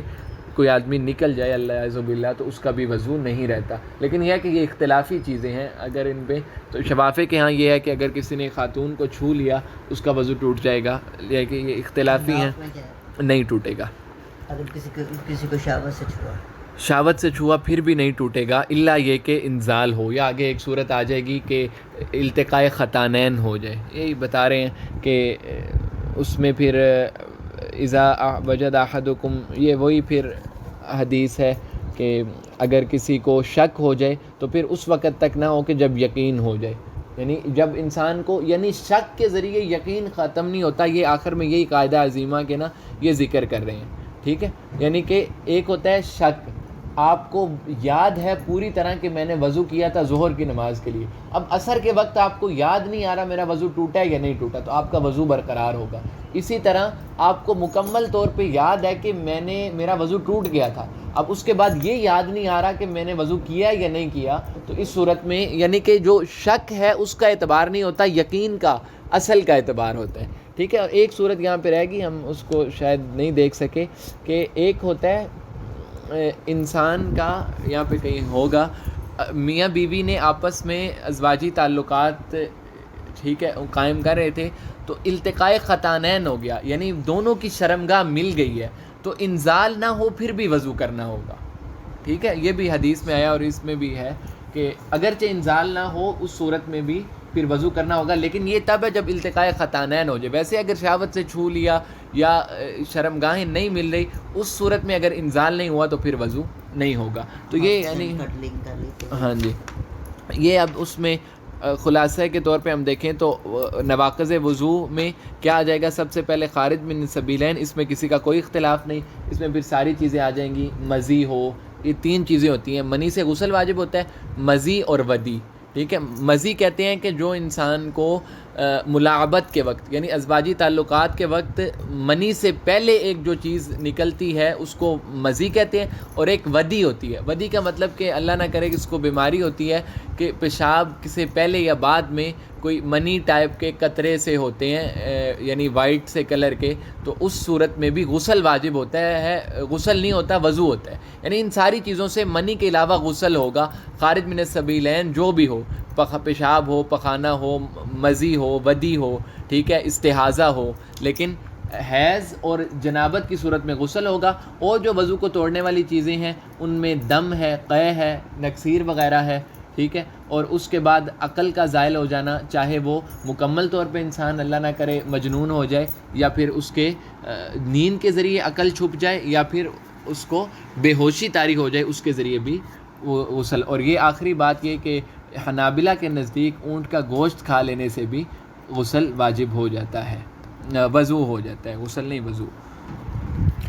بابن فی احکام الغسل، یعنی غسل کے احکام کے بارے میں یہ باب ہے. تو سب سے پہلے تو یعنی غسل کے جو موجبات ہیں، وضو کے موجبات تو ہم نے پڑھ لیے تھے نا، ان کو دوبارہ ذکر کر رہے ہیں. ایک تو خروج المنی من مخرجہ من الذکر کان او انثی، کہ یعنی منی کا نکلنا اپنے مخرج سے، چاہے وہ خاتون ہو یا مرد ہو، اس سے غسل واجب ہو جاتا ہے. پھر اس میں یعنی یہ تفصیل ہے کہ اگر انسان جاگنے کی حالت میں ہو تو پھر منی کا شہوت سے نکلنا ضروری ہے. جاگنے کی حالت میں بغیر شہوت کے اگر منی نکل آئے نا، اور یہ اس دن کلاس میں سر پڑھا رہے تھے تو لڑکے ہنس رہے تھے جیسے یہ کبھی واقع ہی نہیں ہوا، پتہ ہوتا نہیں ہے، پھر ایسے ہی اللہ معاف کرے مذاق بنا رہے ہوتے ہیں. یعنی ایک انسان ہے اس کو بیماری ہے ویسے ہی کہ منی نکلتی رہتی ہے، ٹھیک ہے. یا یہ ہوا کہ شہوت نہیں تھی لیکن اس کا سسٹم کمزور ہی اتنا ہے کہ بیچارہ کوئی لڑکی جا رہی تھی اس کو دیکھنے سے ہی منی نکل آئی، ٹھیک ہے. شہوت نہیں تھی لیکن زیادہ انزال کی وجہ سے یا زیادہ اس کام کی وجہ سے وہ اتنا زیادہ کام خراب ہو چکا ہے کہ شہوت کے بغیر بھی منی نکل آتی ہے کبھی، کسی کوئی خیال لانے سے، کوئی سوچنے سے. تو اس صورت میں اگر بیداری کی حالت ہے تو پھر غسل واجب نہیں ہوتا. یعنی کہ کہنے کا مطلب یہ ہوا کہ اگر بیدار ہیں تو پھر منی کے ساتھ شہوت کا ہونا شرط ہے. شہوت ہوگی تو پھر غسل واجب ہوگا، وگرنہ نہیں ہوگا. لیکن حالت نوم میں، سونے کی حالت میں انسان کو پتہ نہیں ہوتا کہ شہوت ہے نہیں ہے وغیرہ، یعنی اس سے ذہول ہو جاتا ہے، تو اس وجہ سے اس میں یہ شرط نہیں ہے. یعنی سونے کی حالت میں بغیر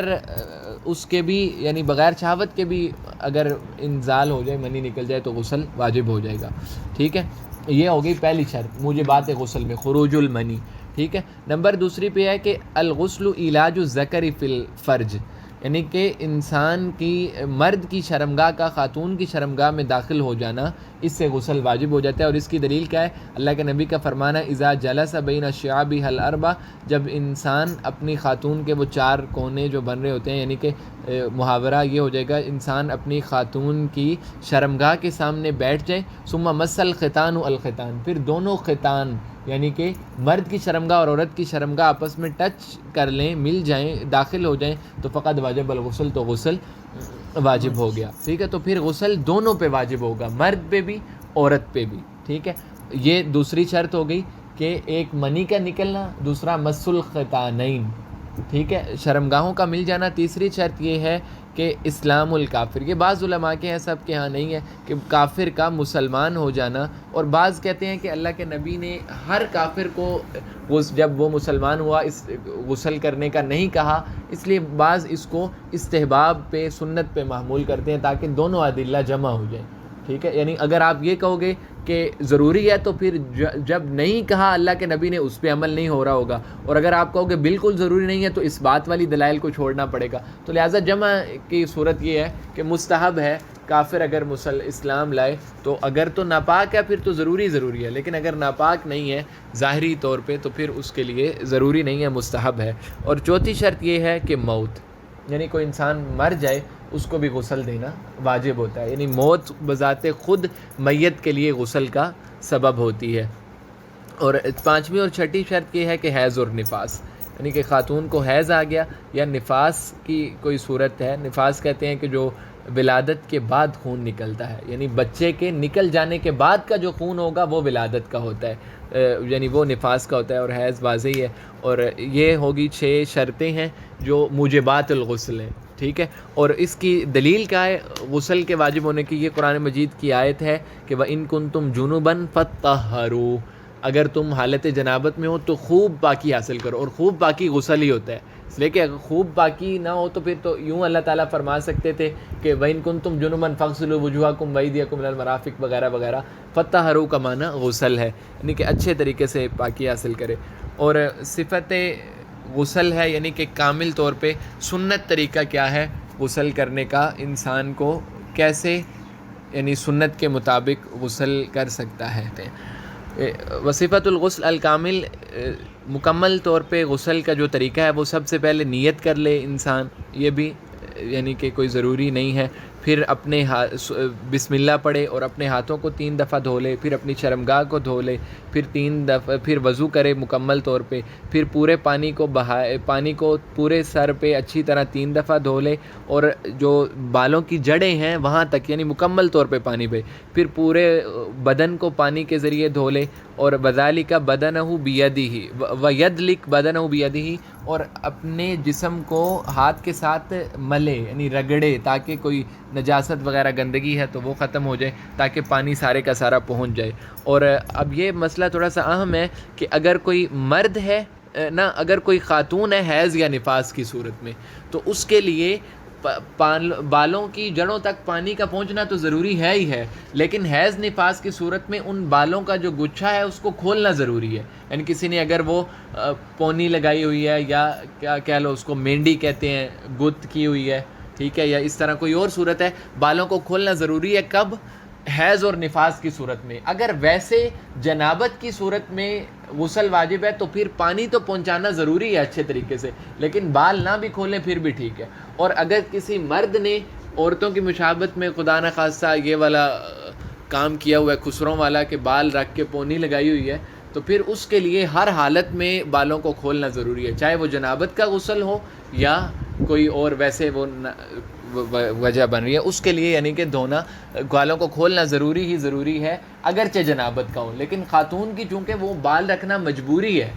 ٹھیک ہے، اور اس لیے اور جو جنابت ہے وہ تو اکثر لاحق ہو سکتی ہے، اور نفاس اور حیض یہ تو کبھی کبھی کا معاملہ ہے. تو اس صورت حیض اور نفاس کی صورت میں بالوں کا کھولنا ضروری ہے، لیکن جنابت کی صورت میں بالوں کا کھولنا ضروری نہیں ہے خاتون کے لیے. اور پھر پورے بدن پہ پانی بہائے گا، اس لیے کہ اللہ کے نبی کا فرمان ہے کہ تحت کل شعرۃ جنابہ، ہر بال کے نیچے جنابت کا اثر پہنچا ہوتا ہے. فاغسلوا الشعر، اور پورے جسم کو بالوں کو اچھی طرح دھو. وانقوا البشر، اور پوری یعنی جلد کو اچھے طریقے سے صاف کرو، ملو. اور اس کے بعد یہ ہے یعنی یہاں پہ یوں ہی صرف اب زائد کچھ آداب ہیں کہ بہتر یہ ہے کہ وہ چھپ کے غسل کرے، باقی یعنی اس کی ضرورت نہیں ہے. یہی چیزیں اہم ہیں. ایک غسل کا طریقہ وہ آپ نے سنت طریقہ جس کا سروزہ وغیرہ لگا ہوا ہے جماعت میں اس نے سیکھا ہوا ہے کہ پہلے ہاتھ دھوئے، ٹھیک ہے، پھر باقی یہ سارے معاملات اور باقی جو موجبات غسل ہے 5-6 ان کا ذکر ہو گیا. اور آخری باب ہے شاید بابٌ فی احکام التیمم، تیمم کے احکام کے بارے میں. تو سب سے پہلی بات تو یہ ذہن میں رکھنی چاہیے کہ تیمم جو ہے اس کے وجوب کی آیت کون سی، یعنی قرآن کی کس آیت سے تیمم ثابت ہوتا ہے. تو یہ ہے فَإِن لَّمْ تَجِدُوا مَاءً، اگر تمہیں پانی نہ ملے فَتَيَمَّمُوا صَعِيدًا طَيِّبًا، تو پاک مٹی سے تیمم کر لو. فَامْسَحُوا بِوُجُوهِكُمْ، پھر طریقہ بھی بتا دیا کہ تو اپنے چہرے کا مسح کرو، وَأَيْدِيَكُمْ مِنْ، اور اپنے ہاتھوں کا مسح کرو، ٹھیک ہے. تو ایک پہلی بات تو یہ ہے کہ اب ہمیں سب سے پہلے پڑھنا پڑے گا کہ تیمم کی یعنی تیمم کب کر سکتا ہے انسان. اور یہ بھی یہاں پہ بھی اس میں شروع کے جو پیراگراف ہیں ان کی ضرورت نہیں ہے. فضیلت بیان ہوئی ہے کہ پہلی امتوں کے لیے مٹی کے ذریعے طہارت کا کوئی طریقہ نہیں تھا، لیکن یہ امت محمد صلی اللہ علیہ وسلم کی فضیلت کے طور پہ اللہ تعالیٰ نے یہ رکھا. تو اس وجہ سے یہ ایک فضیلت ہے اللہ کے نبی کی برکت سے جو ہم اس سے فائدہ اٹھا لیتے ہیں. اور تیمم جو ہے وہ پانی کا نائب ہوتا ہے. یہ بات ذہن، یہ سب سے اہم یہ رہ گیا تیمم کا لغوی اور اصطلاحی معنی. ٹھیک ہے، تیمم کا لغوی معنی ہوتا ہے ارادہ کرنا. التیمم فی اللغہ القصد والتیمم فی الشرع هو مسح الوجہ والیدین بصعید علی وجہ مخصوص، کہ وہ چہرے کا دھونا ہے اور ہاتھوں کا دھونا ہے پاک مٹی سے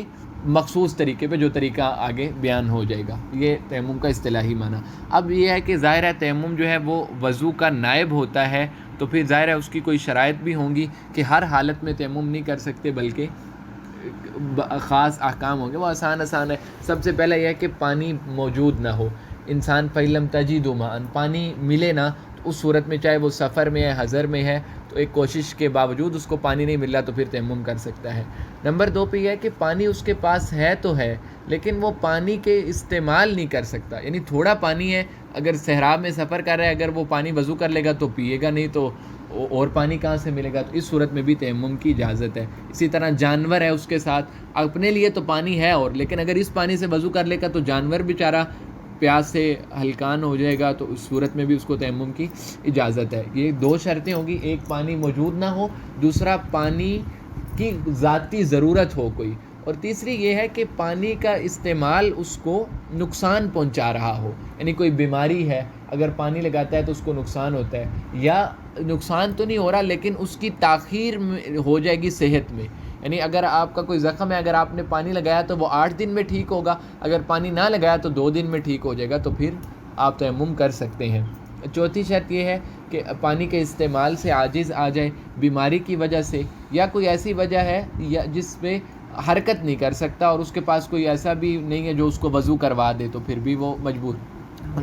یعنی انسان ہے کوئی، وہ بیچارے کو اللہ نہ کرے فالج ہوا ہے، وہ ہل ہی نہیں سکتا. اب پانی تو ساتھ پڑا ہوا ہے، ساتھ والے ٹیبل پہ، لیکن اب وہ حرکت ہی نہیں کر سکتا، تو اب نماز کا وقت جا رہا ہے تو وہ قادر نہیں ہے پانی کے استعمال پہ، اور کوئی انسان بھی نہیں ہے اس کا تیماردار جو اس کو وضو کروا دے، تو اب یہ پانی کے استعمال پہ قادر نہیں ہے، یہ وضو کرے گا،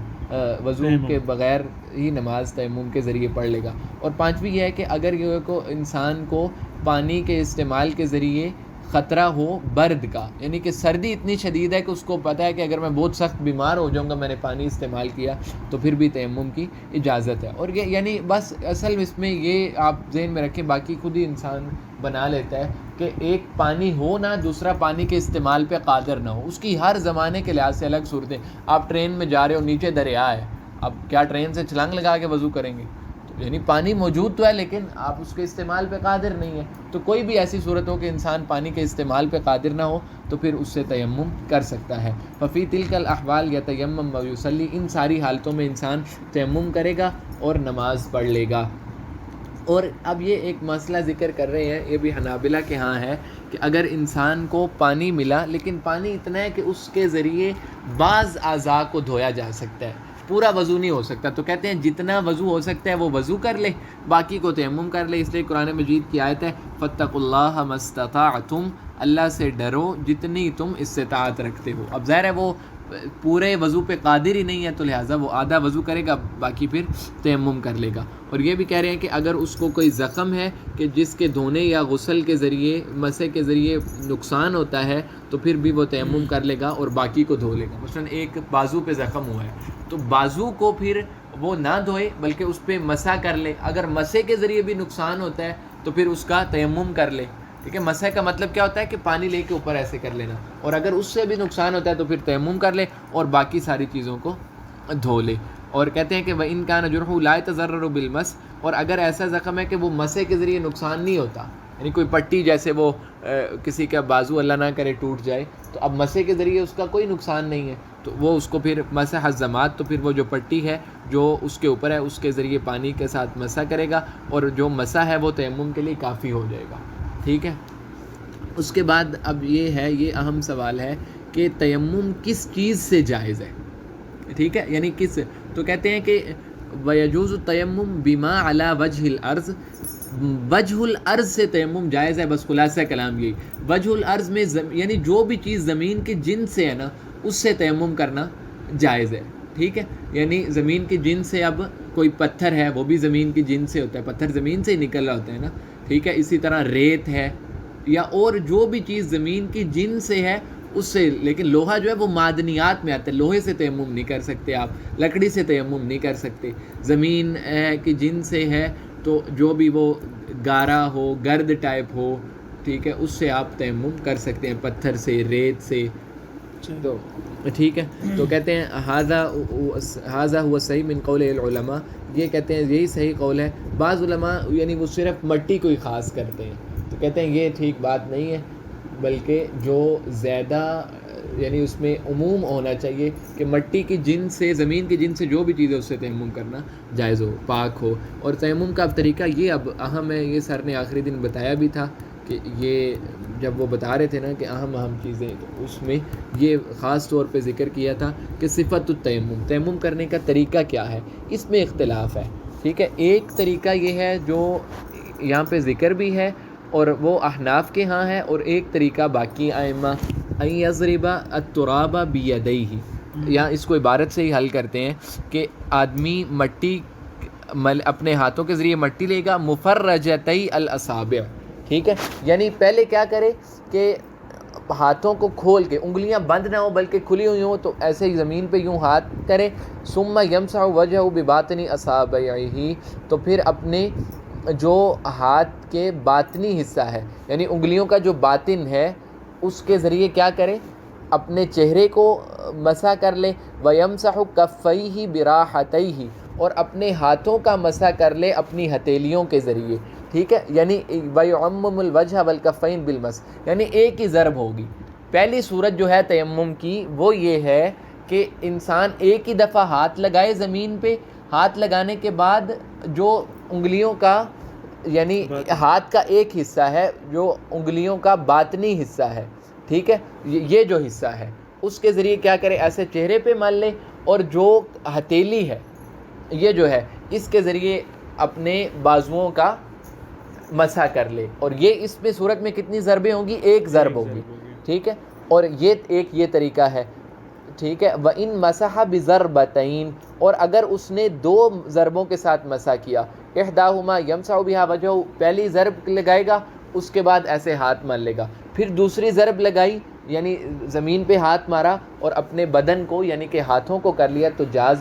تو جائز ہے، اور احناف کے ہاں یہ دوسرے والا طریقہ ہی ہے، یعنی کہ دو ضربیں، کیونکہ قرآن مجید میں الگ الگ ذکر ہے نا کہ چہرے کا ذکر الگ ہے اور ہاتھوں کا ذکر الگ ہے، لیکن کہتے ہیں کہ جو پہلا طریقہ ہے اس کے مطابق حدیث وارد ہوئی ہے، ان کے مطابق دوسرے طریقے میں بھی حدیث ہو سکتی ہے، باقی یہ ہے کہ دونوں طریقے ہو سکتے ہیں، ایک میں ایک ضرب ہے، باقی یہ ہے کہ دھونا مسح دونوں چیزوں کا کرنا ہے، یہ اہم ہے سوال، ٹھیک ہے، ایک میں ایک ضرب ہوگی دوسرے میں دو ضربیں ہیں، اور باقی دھونا مسح دونوں چیزوں کا ہی کرنا ہے، چہرے کا بھی اور ہاتھوں کا بھی، دونوں۔ اب آخری یہ ہے کہ تیمم کن طریقوں سے باطل ہو جاتا ہے، تو اصولی بات یہ ہے کہ ہر وہ چیز جس سے انسان کا غسل فرض ہوتا ہے، جس سے یا جس کے ذریعے انسان پہ وضو ضروری ہوتا ہے، ان چیزوں کے ذریعے ہی تیمم بھی ٹوٹ جاتا ہے۔ ایک چیز زائد ہے صرف، وہ یہ ہے کہ پانی کے استعمال پہ قادر ہو جانا، آپ کو پانی مل گیا، ٹھیک ہے، اس کے ذریعے پھر آپ کو تیمم آپ کا باطل ہو جائے گا، یا آپ پانی کے استعمال پہ قادر نہیں تھے، زخم تھا، پانی ٹھیک ہو گیا، پھر آپ کا تیمم باطل ہو جائے گا۔ اور آخری مسئلہ کہ ہر وہ فعل جو تیمم کے ذریعے جائز، غسل کے ذریعے جائز ہوتا ہے وضو کے ذریعے، وہ تیمم کے لیے بھی جائز ہے، یعنی آپ جیسے غسل کر کے وضو کر کے نماز پڑھ سکتے ہو، قرآن کی تلاوت کر سکتے ہو، بیت اللہ کا طواف کر سکتے ہو، اسی طرح یہ سارے کام انسان تیمم کے ذریعے بھی کر سکتا ہے۔ تو یہ خلاصہ 7 ابواب تھے، تو یہ 7 ہم نے پڑھ لی ہیں۔ تو یہ آخری مسئلہ ایک رہ گیا اس باب کا کہ یعنی کوئی ایسی صورت انسان کو پیش آ جاتی ہے کہ پانی بھی نہیں ہے اور مٹی بھی نہیں ہے، یا پانی اور مٹی دونوں کے استعمال پہ قادر نہیں ہے، تو اس کو اصطلاح میں کہتے ہیں فاقد الطہارتین۔ تو یعنی اس صورت میں انسان کو یہ نہیں کرنا چاہیے کہ اب وہ کہہ رہا ہے کہ مجھے کوئی بھی پاکی کی صورت نہیں ہے تو میں نماز ہی چھوڑ دوں، بلکہ اگر اس کو واقعتاً مجبوری ہے، کوئی بیمار ہے یا کوشش محنت کے باوجود بھی اس کو پانی اور وہ مٹی وغیرہ نہیں مل رہی، تو پھر وہ اسی حالت میں نماز پڑھے گا۔ لیکن پھر احناف کے ہاں یہ ہے کہ وہ بعد میں نماز کو لوٹائے گا، حنابلہ کے ہاں یہ ہے کہ وہ نماز کو لوٹائے گا نہیں، یہی اس کے لیے کافی ہوگا، اس لیے کہ وہ قادر نہیں تھا، مجبوری تھی اس کو اس صورت میں بھی۔ یعنی خلاصہ کلام یہ کہ نماز کسی حالت میں بھی معاف نہیں ہے، اگر دونوں طہارتوں میں سے کوئی بھی نہ ہو تو وہ انسان مجبور ہوگا، تو پھر وہ جتنے کی طاقت رکھ رہا ہے اسی کے بقدر اس کو نماز پڑھنی ہوگی۔